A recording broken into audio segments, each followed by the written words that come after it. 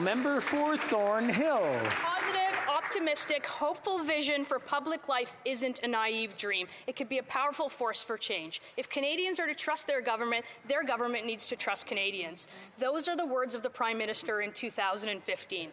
These people, very often misogynistic, racist, women haters, science deniers, the fringe. Same Prime Minister 6 years later as he fans the flames of an unjustified national emergency. So, Mr. Speaker, when did the Prime Minister lose his way? When did it happen? The Right Honourable Prime Minister.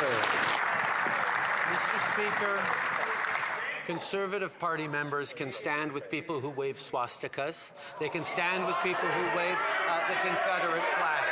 We will choose to stand with Canadians who deserve to be able to get to their jobs, who be able to get their lives back. These illegal protests need to stop, and they will, Mr. Speaker.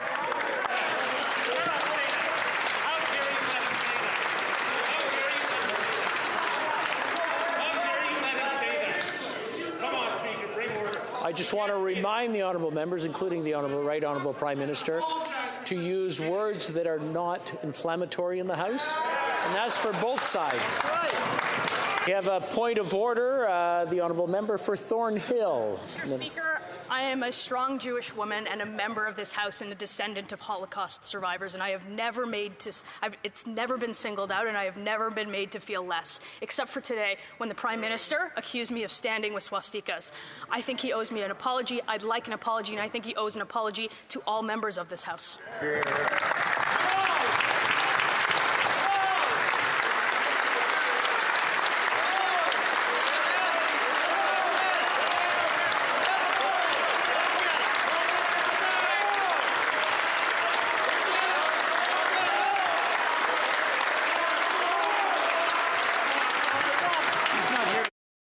Member for Sturgeon River Parkland.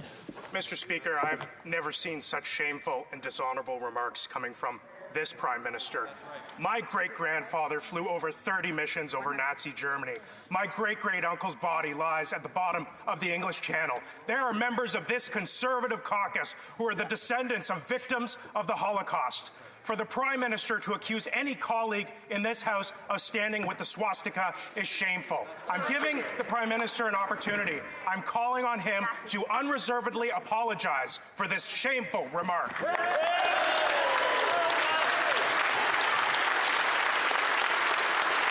Right Honourable Prime Minister.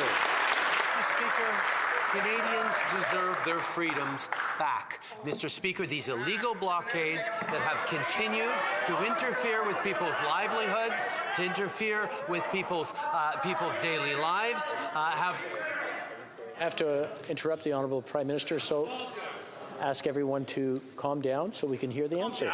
The Right Honourable Prime Minister. Mr. Speaker, the measures put forward in this Emergencies Act are proportional, are responsible, and quite frankly, are completely folded within the Charter of Rights and Freedoms. The steps that we are taking are important and measured to restore order and freedoms to Canadians in this country. That is exactly what we are doing. Well, member for Sturgeon River Parkland.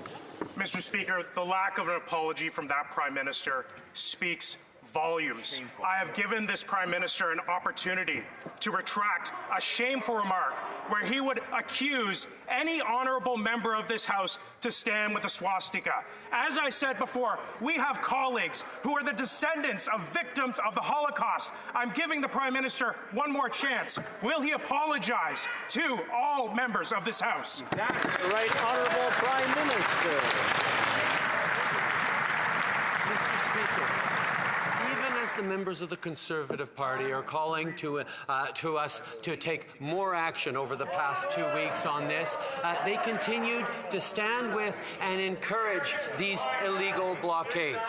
Mr. Speaker, Canadians are watching carefully and see exactly where the Conservative politicians who've stood with those blockades are standing. We will stand on the side of Canadians who deserve their lives back, who deserve their livelihoods back. Member for Sturgeon River Parkland. My apologies, Mr. Speaker. I didn't write these out.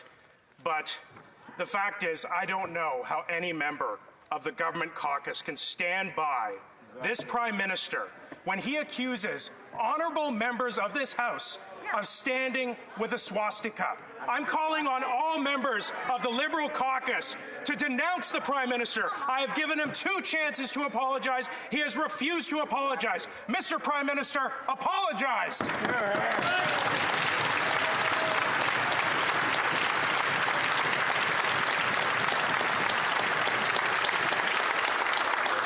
Once again, I want to remind the honourable members, I know this is getting emotional, but place your questions through the Speaker, not directly to each other. The Right Honourable Prime Minister.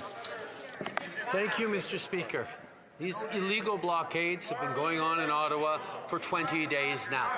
People have been interrupted in their daily lives, have been made to feel fearful, have been made to miss shifts at their work across southern Ontario. These are things that cannot be stood for, which is why we're moving forward with a responsible set of measures to allow the local police jurisdiction to do their jobs. We continue to defend freedom of expression, freedom of assembly, as long as it's peaceful and legal, Mr. Speaker.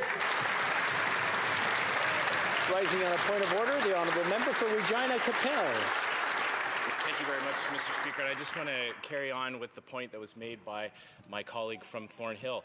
You'll know, Mr. Speaker, that when comments made in the House are so injurious, so insulting, and so unparliamentary, they rise to the level of a question of privilege, Mr. Speaker. And as you know, you have the ability to rule on that immediately.